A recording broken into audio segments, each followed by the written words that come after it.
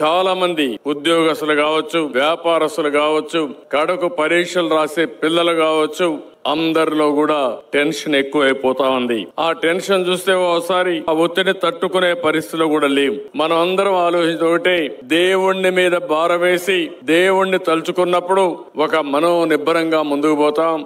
ఈ రోజు real time లో ఆర్టిఫిషియల్ ఇంటెలిజెన్స్ కూడా ఉపయోగించుకుని మెరుగైన సేవలు అందించే పరిస్థితికి వచ్చాం. కానీ మనశ్శాంతి మాత్రం ఏ వైద్య పరికరాలు గాని మెడిసిన్స్ గాని ఇచ్చే పరిస్థితి లేదని చెప్పి కూడా నేను మీకు తెలియజేసుకుంటున్నాను. దీనికి ఒకటే పరిష్కారం, దేవుని దగ్గరనే మనశ్శాంతి దొరుకుతుంది. టెక్నాలజీలో మనం ముందుకు పోతున్నాం, లేకపోతే మెడికల్ లో ముందుకు పోతున్నాం, అల్టిమేట్ గా దేవుని మీద భారం వేస్తున్నాం. ఆ దేవుడే మనం నడిపిస్తున్నాడు.